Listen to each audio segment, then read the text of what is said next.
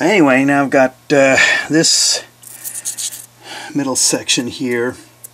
At the time I glued the foam in and did a little carving, I wasn't too sure what I was going to do with this section, because here the two pieces of plywood are even, and this one gradually goes up and this one gradually slopes down. Actually, this one slopes down and that one's going up. So you got two pieces that are kind of going like that, crossing over here. But anyway, what we're going to do is take just a couple of big blocks of foam and just fill in the center and just glue them in place just like that, and then I'll carve it down and just basically get this to blend in, because there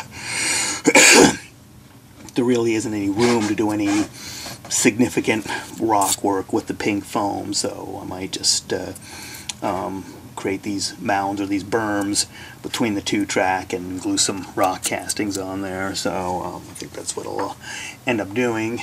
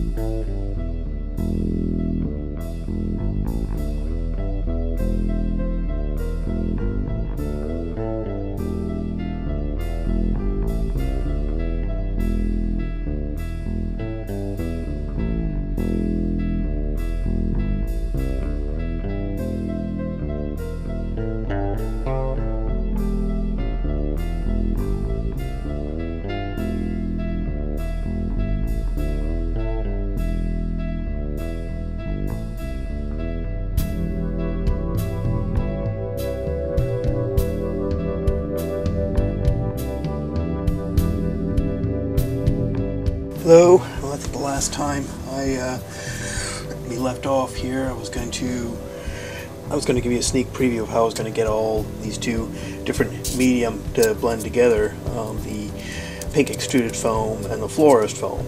Try to get them to work together. So I'm just going to give you a brief.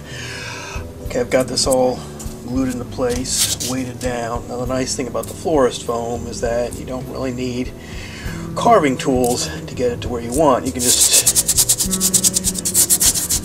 take your fingers and rub it down. See, now I'm getting it to contour and blend in. As you can see here, I can get this to easily blend in with the rest of the terrain, and just by moving my fingers, rubbing my finger over the foam, just like that. Pretty simple. I've got this, I can go and peel that off. That'll be covered up with dirt, so.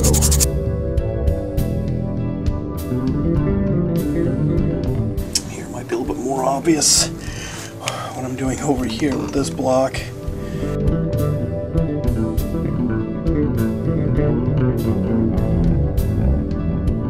Especially in the center part here, I can take regular plaster castings. Obviously I haven't stained this yet, and I'd be using similar stains as to what I'd be using on the rest of the foam here, but I can embed them in here and get them to blend in that way.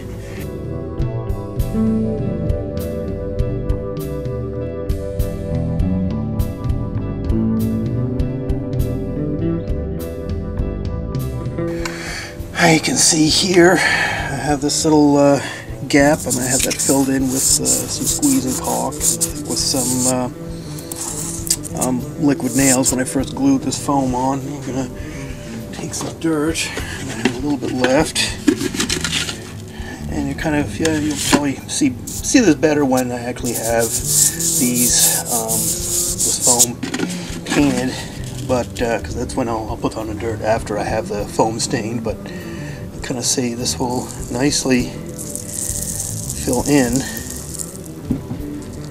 just like that.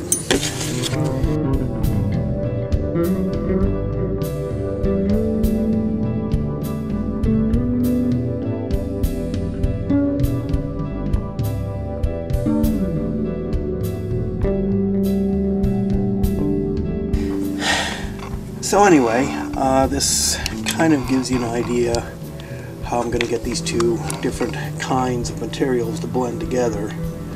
So I'll be actually putting the dirt on after I paint this with acrylic paint and spray washes.